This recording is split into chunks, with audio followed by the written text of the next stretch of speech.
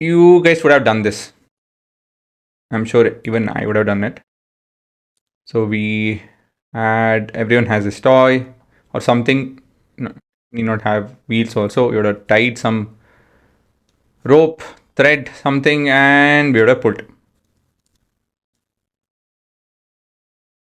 That would have been an entire, not a good. That would have been our entire summer, if possible, pulling something. So this is nothing but your tension force. Tension force is the pulling force transmitted through a string, rope, cable, or chain when it is pulled tight by forces acting from opposite end. So why are we learning tension force? Well, pretty much everything that we would have played when we were kids too. As complex as, yes, bridges. What else can you think of? Many things actually. But yeah, I think I'll just stick to a bridge.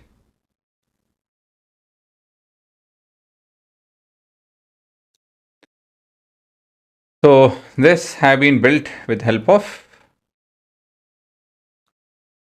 tension force basically. Okay, understanding tension force has helped us do that. Okay, why is this not opening?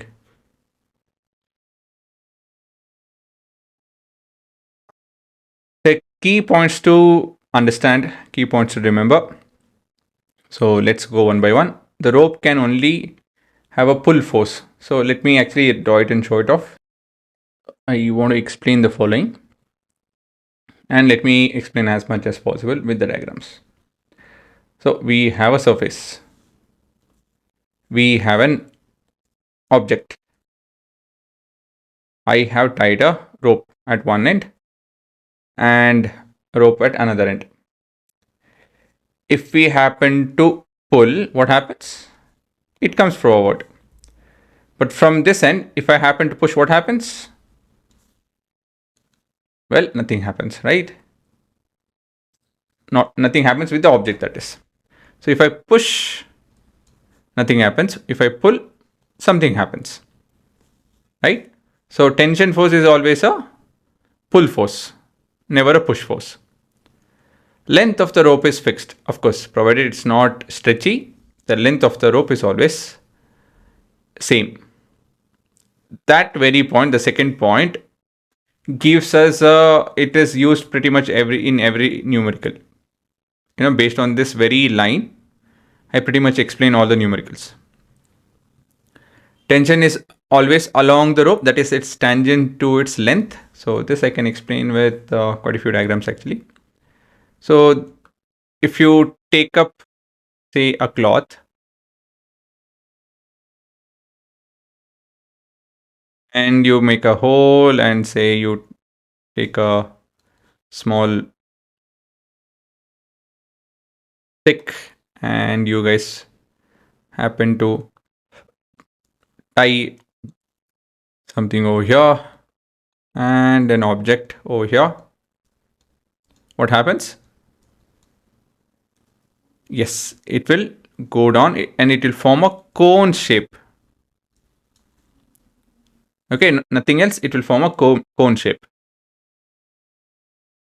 So that cone shape, if you follow each of the thread, right, you can see that it is kind of tangential. So basically, if you look at it from the sides,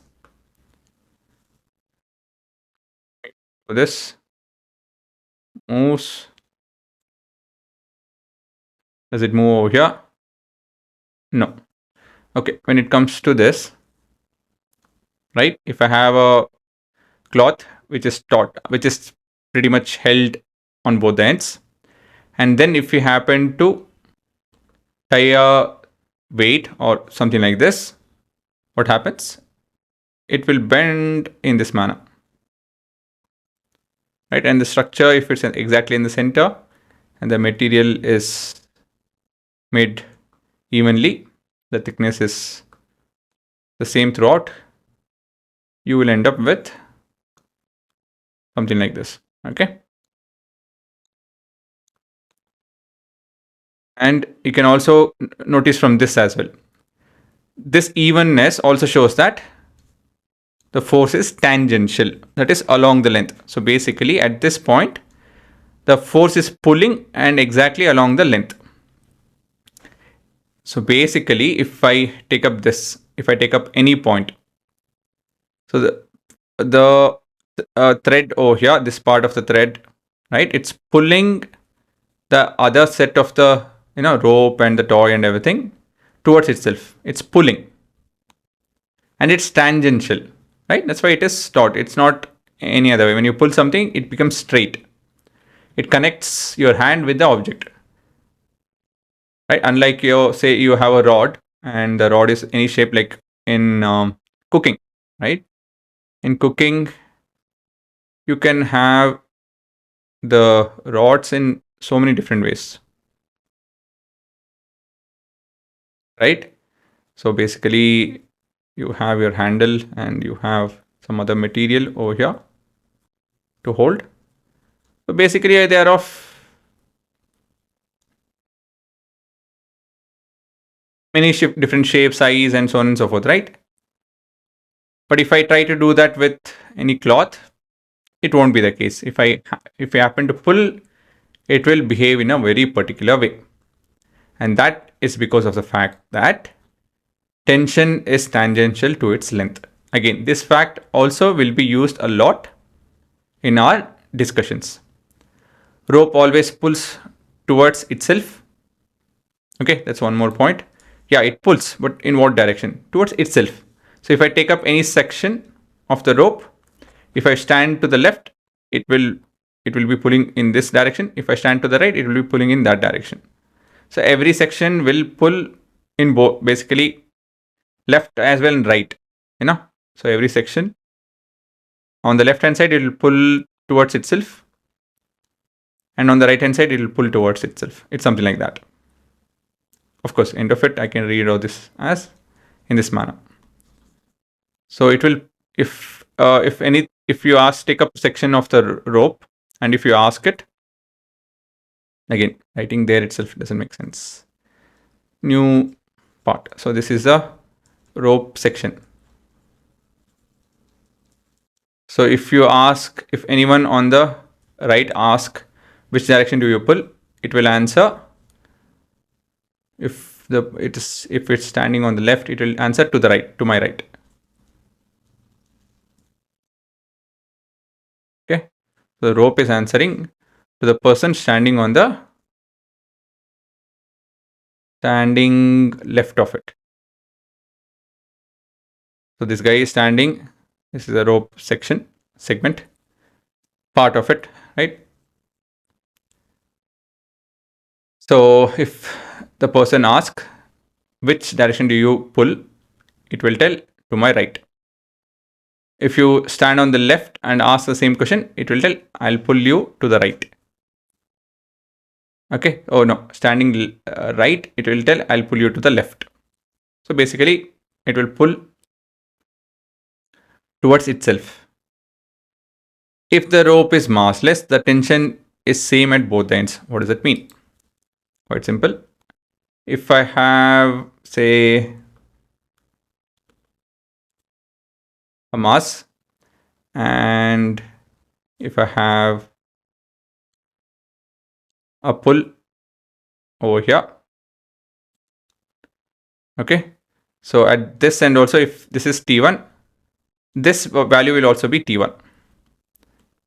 The amount of pull will be the same throughout, provided the rope is massless. So this is massless. Basically, it transmits the force from one end to the other end. As simple as that. It makes sense, right? If there's nothing to, if it's not consuming any force of its for its own, if you're not struggling to hold the rope, right? Like this kid, this rope will be almost massless for us. So if we just pull it, it's like we are putting effort in pulling the toy, not the rope itself. Okay.